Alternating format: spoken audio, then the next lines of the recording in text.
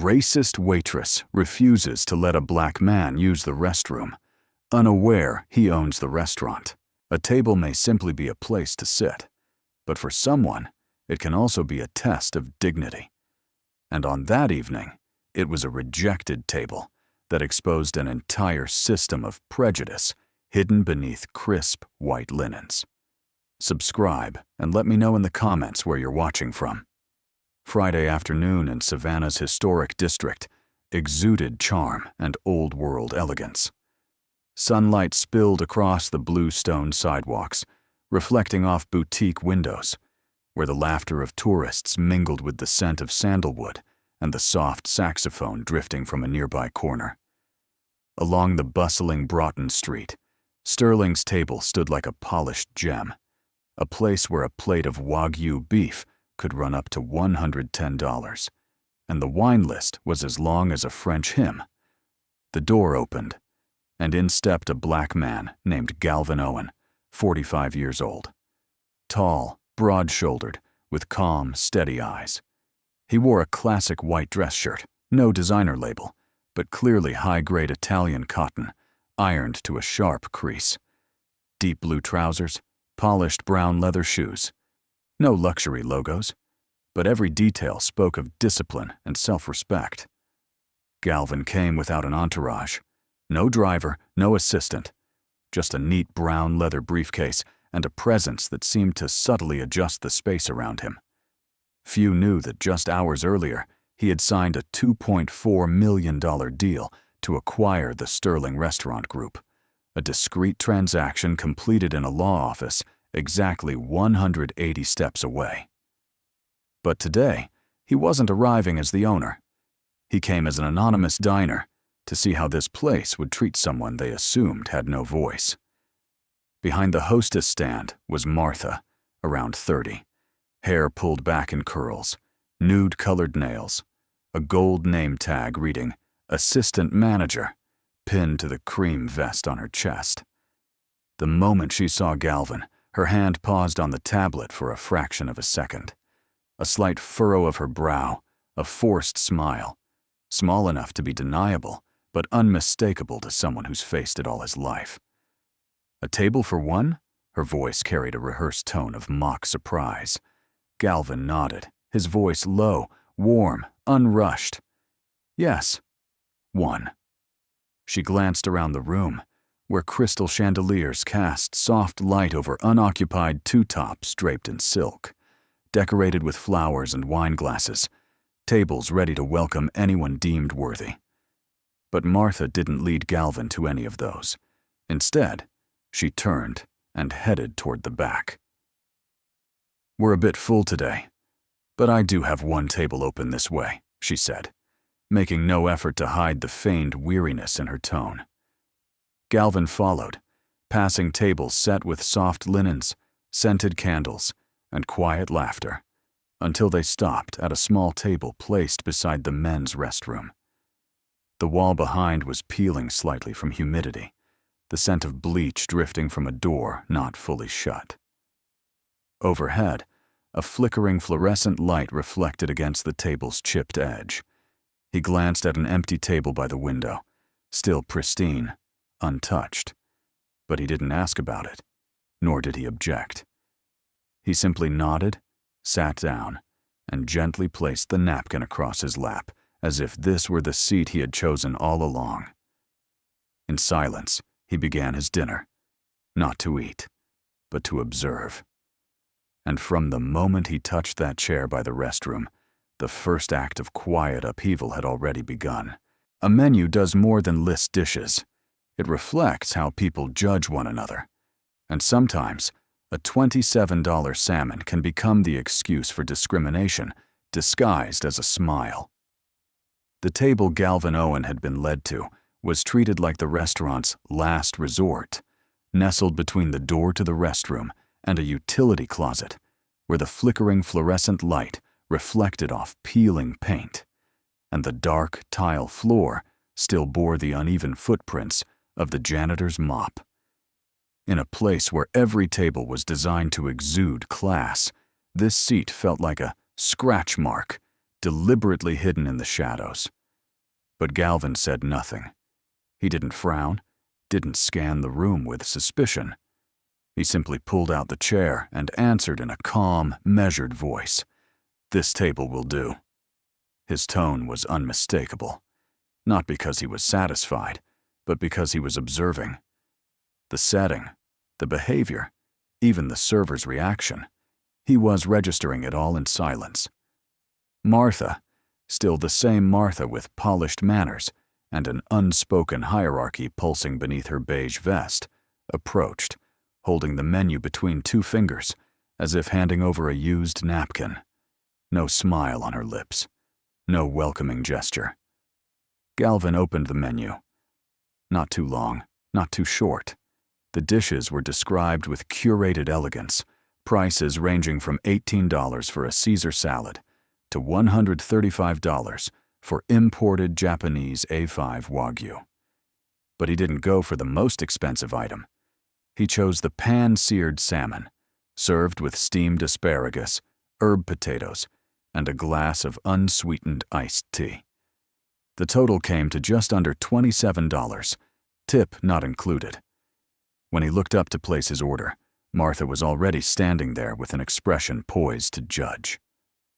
"Oh, living the high life, huh?" she drawled, a mockery in the form of casual sarcasm, the kind those who've been belittled learn to recognize instantly.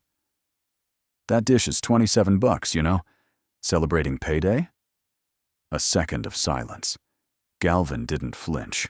His eyes narrowed ever so slightly, as if recording every word. Martha didn't write the order down. She didn't need to. Perhaps she figured a customer like him wasn't worth the trouble. She turned and walked away, her steps heavy, leaving behind the scent of cheap perfume and a cold, indifferent air. All around, glasses clinked and soft laughter rippled. But a middle-aged couple at a nearby table looked up. The woman glanced toward Galvin's table, then back down at her menu. The man next to her gave a small shrug. No one said a word, because this was the kind of normal society had quietly agreed to accept. Galvin sat still, one hand resting on the napkin. He didn't grow angry. He didn't have to. Inside him wasn't rage. It was something deeper, a muted chord, the kind of ache known only to those who've lived long enough to understand that festering wounds are often more dangerous than a slap. No one knew Galvin had once been a strategic advisor to a global investment fund, had dined with the Secretary of Commerce during negotiations in Washington, or had closed over 50 franchise agreements across the southeastern United States. But today, he sat here, not because of the past, but to measure the present state of human dignity. From that table they had tried to exclude. From that meal they had quietly scorned. He began to see the full picture. Racism no longer shouted in the streets. It sat quietly inside the most refined places, with voices sweet as sugar and eyes cold as steel. And Galvin, instead of bowing his head, simply looked down at the open menu. Not to choose another dish, but to remember. The seed of prejudice this time had sprouted from $27 and a chair deemed appropriate. When the dish was brought out, it wasn't by a server bustling between tables dressed in refinement, but by Martha herself, her high heels striking the floor with deliberate, emphatic steps. She said nothing as she approached. She simply placed the plate down with a heavy thud, as if stamping the end of a transaction she had never agreed to. "Enjoy your meal," she said, her voice devoid of warmth or courtesy. It wasn't a wish. It was a mockery, cloaked in the pretense of civility. Before Galvin Owen, the plate was the clearest proof of contempt. The pan-seared salmon, the dish he had chosen with the simplest hope for a decent meal, had been grilled to the point where its edges curled like brittle leaves. The asparagus, which should have been crisp and bright, lay limp and stuck together with cheap oil. The mashed potatoes were scooped carelessly, with no form, no garnish. just a dull gray mass spilling to the rim like leftover cafeteria slop. No sprinkle of parsley, no trimmed slice of lemon, not a single sign of care. Everything on that plate screamed intentional neglect. Yet Galvin didn't frown. He didn't call for anyone.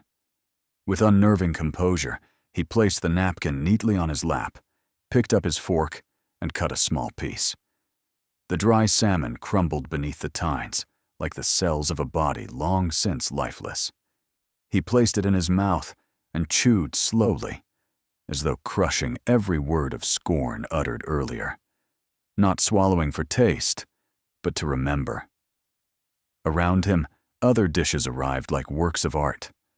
Foie gras with berry reduction, lamb racks flambéed tableside with the scent of cinnamon and star anise in the air, cocktails shaken in crystal tumblers by smiling servers. But at the table by the restroom, there was only one diner and one plate that delivered an unspoken warning. You don't belong here. Galvin looked around, his gaze scanning the room, not in blame, but in documentation. A server glided past without checking in. A nearby patron furrowed his brow at Galvin's placement. And Martha? She had disappeared behind the host stand, fingers tapping away at her device, as if erasing the memory of a distasteful task.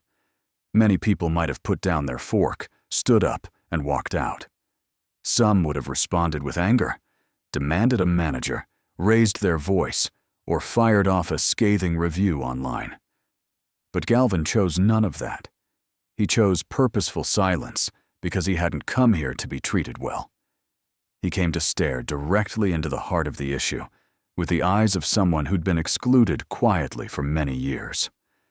And in that very moment, while other guests raised glasses in celebration and polished dishes were laid down with warm, gracious smile, Galvin understood exactly what was at work inside Sterling's table. It wasn't the quality of the food, but the invisible metric used to measure a person's worth. And today, they had served a $27 meal not to please E, but to deliver a message. We don't want you here. After several minutes sitting silently in front of the cold meal, Galvin Owen stood up. His movements were slow and composed, so much so that the wooden chair beneath him didn't let out a single creak.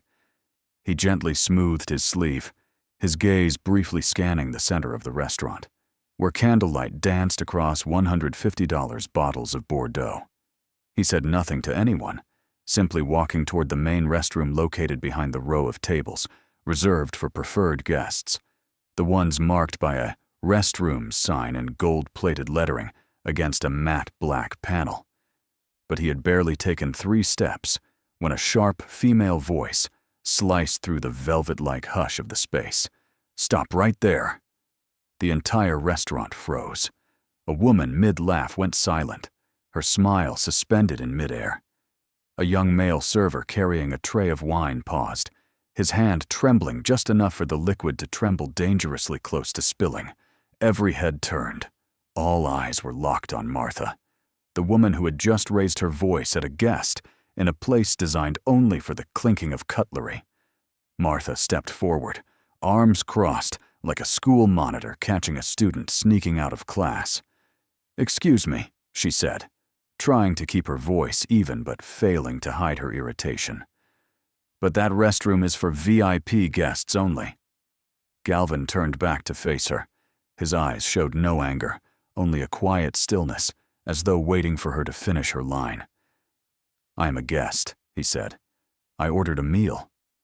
"And you spent how much exactly?" Martha tilted her head and glanced at the tablet in her hand. "Ah, the salmon, with unsweetened iced tea. That's $27. She gave a half smile, then concluded with a tone that sounded more like a whispered rule than an official policy. "We have a guideline. Guests must spend a minimum of $50 to use the main restroom. It's an internal policy, not listed on the menu." She said it with the same indifference one might use to announce they'd run out of chicken, not as someone denying a person a basic dignity. She didn't realize, or didn't care, that every word she uttered was carving another crack into the facade of the very system she represented. Galvin tilted his head slightly. The question he asked was only 10 words long, but it shook the fake calm in the air like an earthquake. Does that policy apply to every guest, or just to people like me? For the first time, Martha blinked. Quickly, but not quickly enough to hide the flicker of discomfort. She glanced around, then lowered her voice. Don't make this complicated. People like you always want to make it about race. A silence stretched across the room. At the next table, an elderly woman set her wine glass down. In the corner, a young man tilted his phone on his lap, camera now pointed at the confrontation. No one intervened, but everyone was watching. At the end of the hall, Martha pointed toward a small door, marked with faded, staff-only paint. Down the stairs, next to the mop sink, there's a side room. You can use that. She turned and walked away, as if she had completed some procedural task, as if she had just handled a disruption in the system, as if Galvin Owen wasn't a human being, but a line item labeled exception to be filed outside the ledger.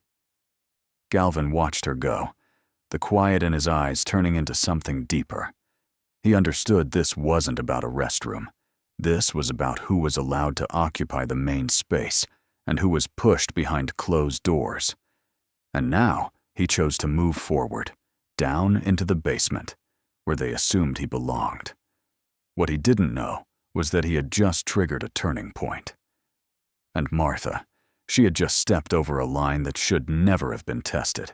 Galvin Owen stepped through the door marked "Staff Only," with a calm so suffocating it could silence breath. The heavy wooden door shut behind him with a blunt click, as if locking away something that wasn't meant to be seen. The light behind him vanished quickly, replaced by a narrow hallway that reeked of mildew and industrial cleaner.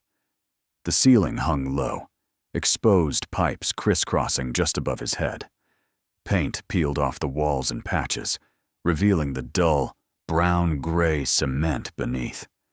Each step he took echoed against the uneven, stained tile floor, as though the basement itself was whispering, "You don't belong here." At the far end was a single small room, dimly lit by a flickering fluorescent light that seemed ready to give out entirely.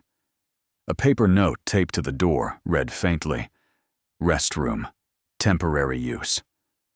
The handle was rusted. There was no lock. He pushed the door open. A blast of cheap disinfectant and strong chlorine hit him like a wave of toxic mist.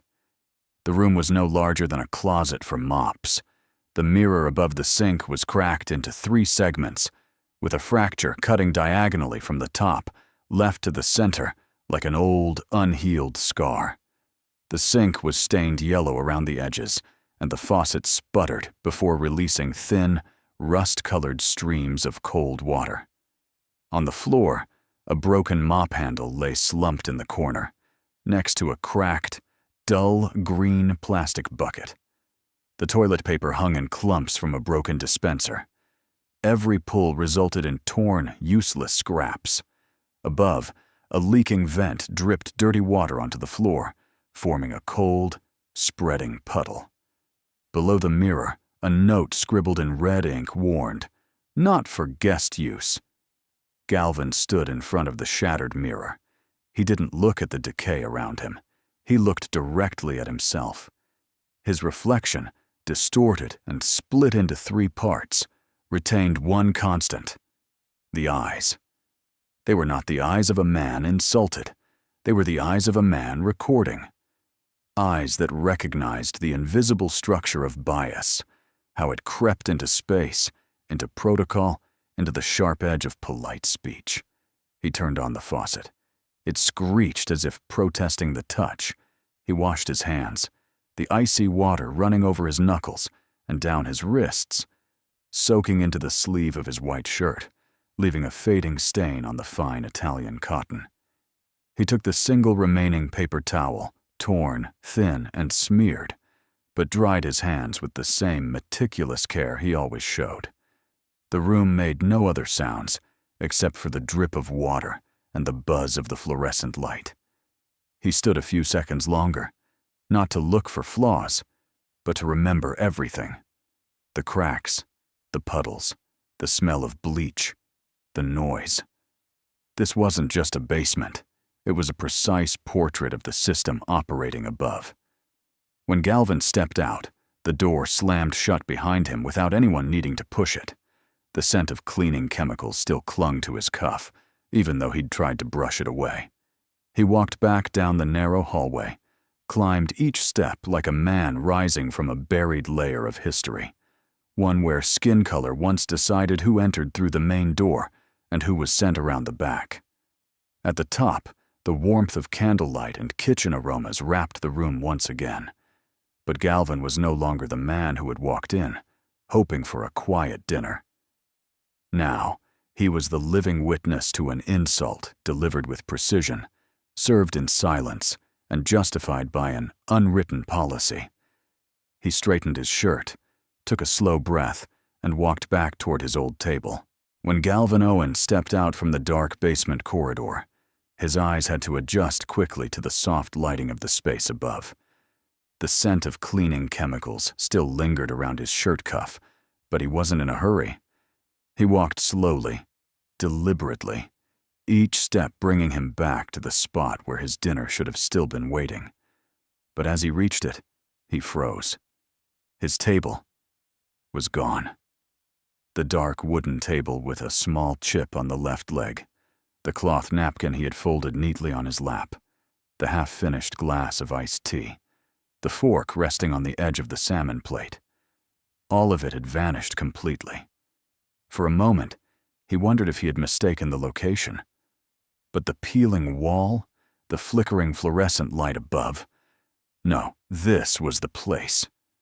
And yet, where there had been traces of him, now sat a cold, empty void, wiped so clean it felt sterile. A young female staff member was wiping down the adjacent table. She looked pale when she saw him.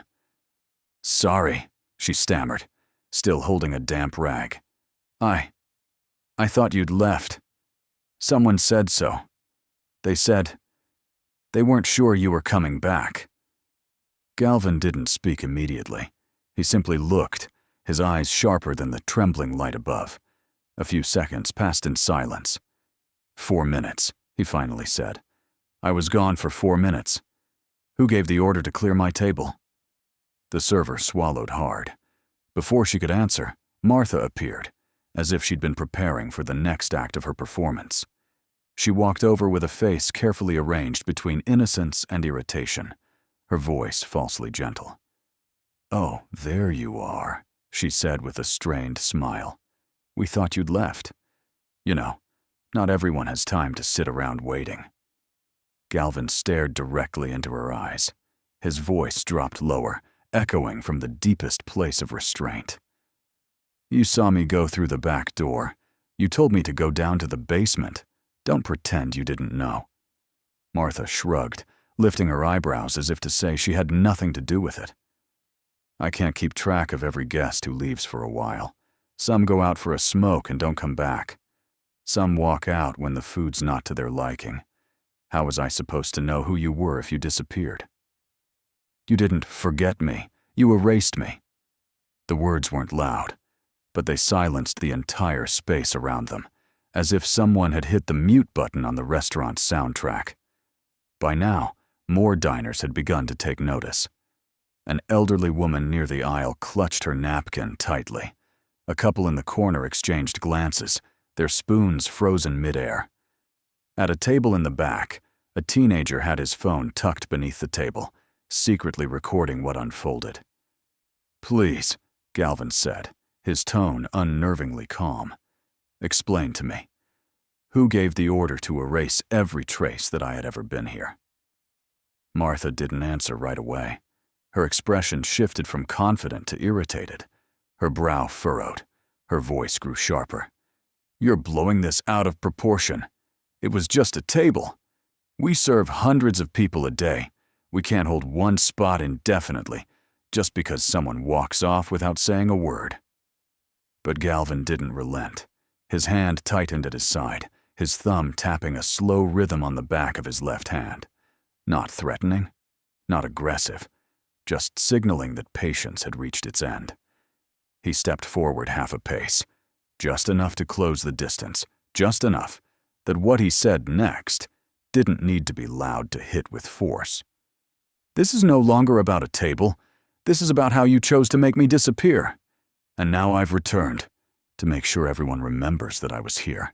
Martha remained where she was, hands on her hips, her chin tilted up as if she were speaking to a beggar who had slipped into a high-end wedding.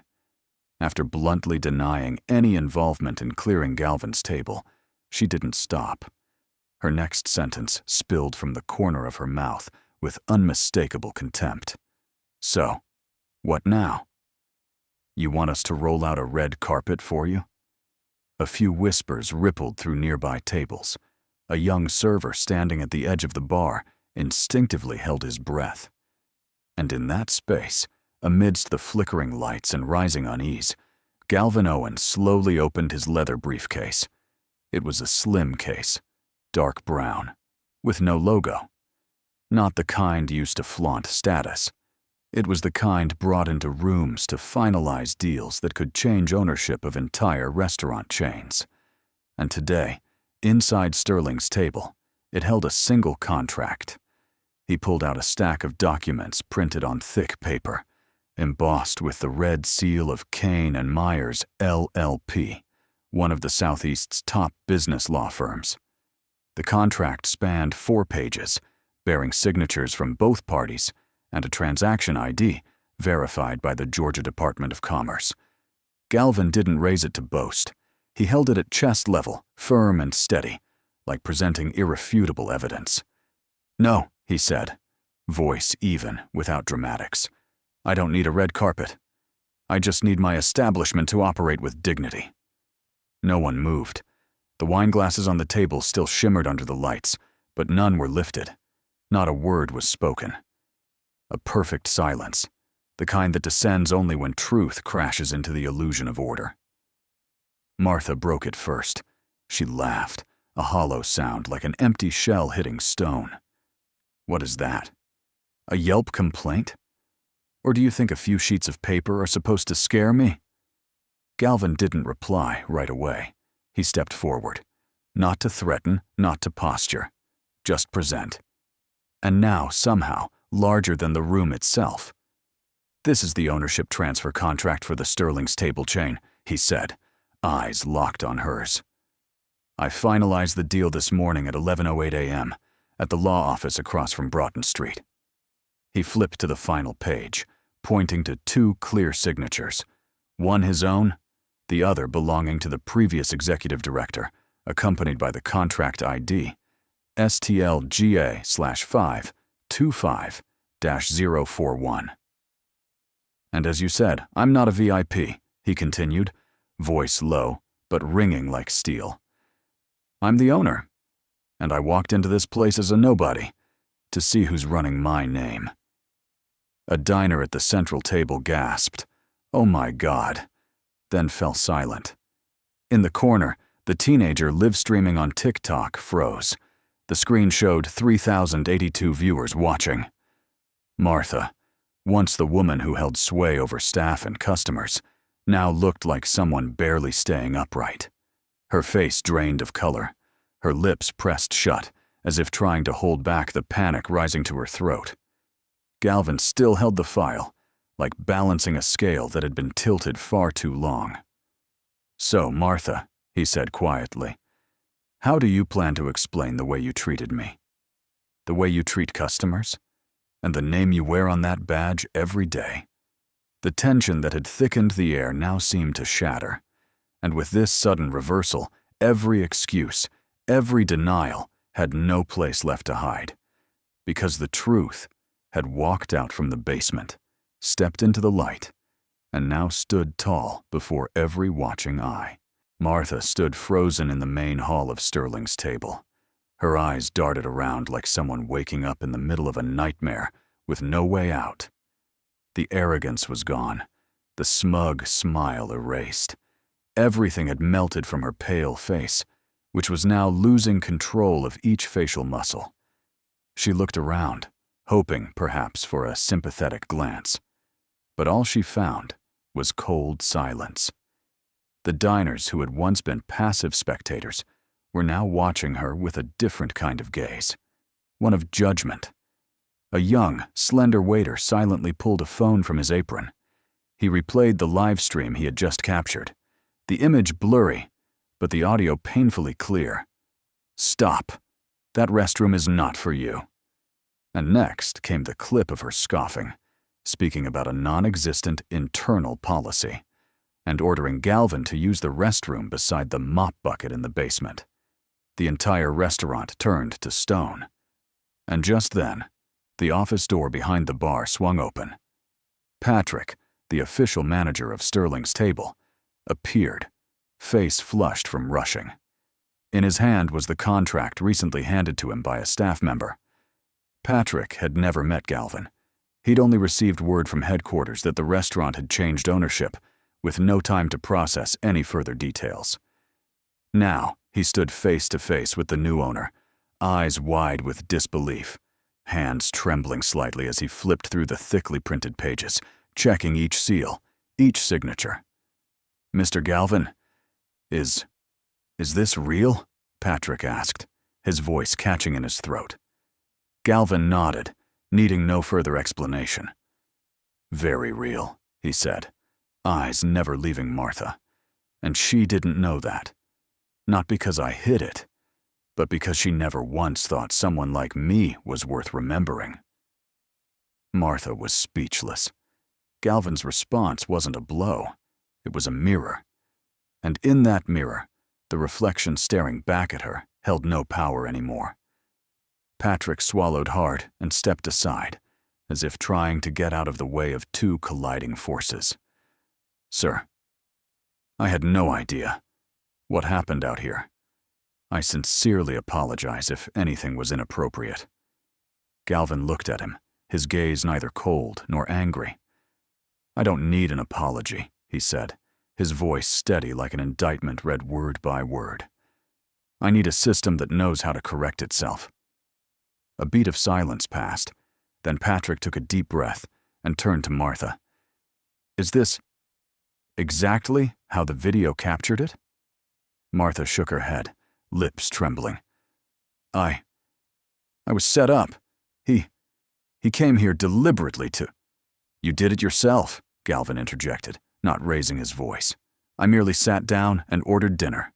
Every insult, every made-up rule, every look of disdain came from you." At a nearby table, a middle-aged couple nodded. The woman whispered, "I heard her. She said, 'People like him always make a fuss.' I never thought I'd witness something like that. Right here." Patrick turned to Martha one final time. You do know there's no such thing as a $50 rule, right?" Martha didn't respond. She only bowed her head. A collapse without thunder, yet it echoed like an earthquake. The truth had spilled out, and it swept away the mask she wore. There was nowhere left to hide, no words left to justify. And with every pair of eyes now on her, she hadn't just lost her job. She lost the right to see herself as the victim. Because from that moment on, everyone knew who it was that got erased from a table just because of the color of their skin. The atmosphere inside Sterling's table at that moment felt like a violin string stretched to its breaking point. Everyone held their breath, as if witnessing the verdict of a public trial where the jury didn't need to deliberate because the evidence was overwhelming. Patrick, whose face had been flushed red from pressure, was now pale with shame. Holding the contract that still smelled of fresh ink, he no longer looked at Martha as a colleague, but as a crack in the very walls of the restaurant he had once believed was flawless. He took a long breath and uttered the words he knew he couldn't take back. "Take off your name tag." The words weren't loud, but they cut like a blade through the tension. A slap not to the face, but to the pride, the authority, and the illusion Martha had built around herself all this time. She froze, eyes wide with disbelief. "You're joking, right?" Her voice rang out, a mix of outrage and panic. "You're firing me? Because of him?" Patrick didn't answer immediately. He turned to Galvin, then back to the diners who were following every word. "No," he said, voice low but firm. "I'm firing you, not because he's the owner. I'm firing you because of what the cameras recorded, and because of what every person in this room just witnessed with their own eyes and ears." Martha stiffened. Her right hand trembled as it rose to her chest. The gold name tag engraved with Assistant Manager Martha Green in elegant serif font now looked like a token of lost power. She removed it slowly, as if every letter scraped into the flesh of her palm. She held it out, but not to Galvin.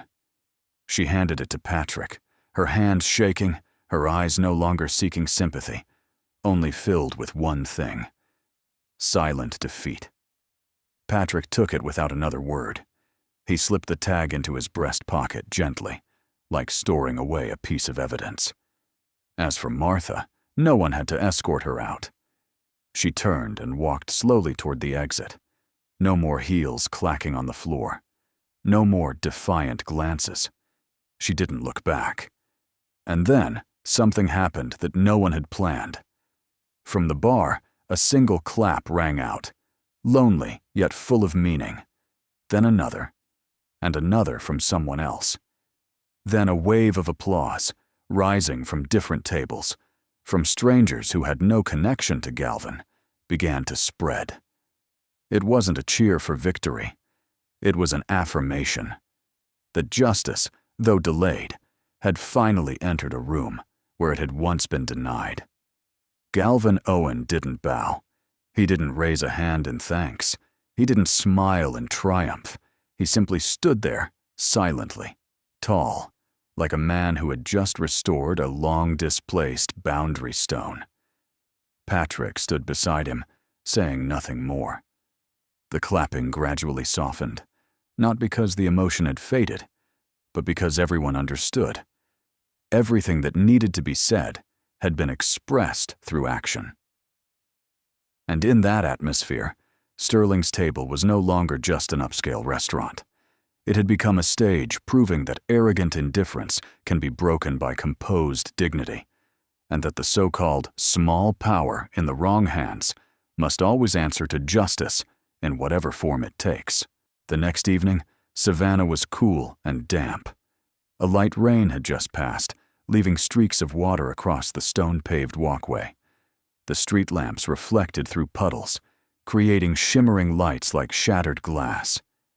And then, as if time had circled back to its starting point, Galvin Owen appeared once again at Sterling's Table. Still the same unbranded white shirt, the same worn navy slacks, and the same dark leather shoes polished to perfection. No bodyguards, no display, just the quiet presence of a man who knew his worth and needed no one to validate it. But this time, he didn't have to wait. An employee stepped out from behind the bar, not to verify his reservation, but to give a gentle nod and invite him in. No scrutinizing stares, no whispers. Only a clear and visible respect from those who had learned something in just one night. The table Galvin was led to sit at the center, near the window, where the chandelier lights reflected against the smooth walnut surface.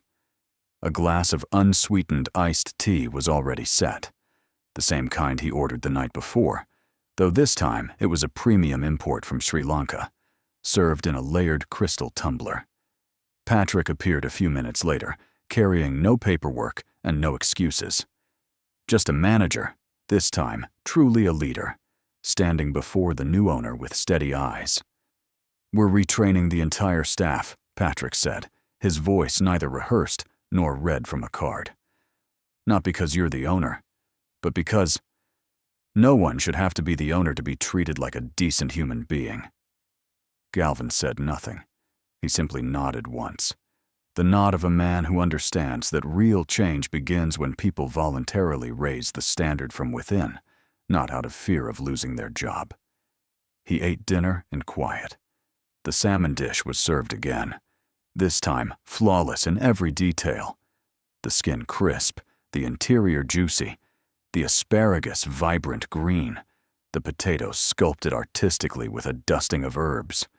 A thin slice of lemon rested at the edge of the plate. A silent apology, and everything was served by a young waiter with a sincere smile. There were no cameras, no applause, and none were needed. A few weeks later, in the corner of the restaurant, at the very spot where Galvin had once been assigned near the restroom, a small bronze plaque was mounted on the wall. It had no spotlight, no frame, and no glass case. Engraved in crisp serif font were the simple words, "Every guest deserves to be treated with dignity. No conditions, no exceptions." No signature, no date. But everyone in the restaurant knew exactly who had authored that sentence, not with his hand, but through his actions. And when a curious guest asked, "Who wrote that?" a server, one who had witnessed everything from the very beginning, simply smiled and nodded toward the center table, where a black man sat quietly, sipping tea, his gaze calm as he looked out onto the street. "He didn't write it," the server replied. "He just sat down, and the world rewrote itself around him." Galvin Owen never needed to raise his voice. He only needed to remind the world. Dignity doesn't come from a menu, nor a uniform. It comes from the way we look at another human being, and the way we choose to treat them. And from that moment on, Sterling's Table was no longer just an upscale restaurant. It became a place where a table once considered worthless had become the starting point for a new standard of humanity. I hope you enjoyed this story. Don't forget to like the video and subscribe so you won't miss the next one.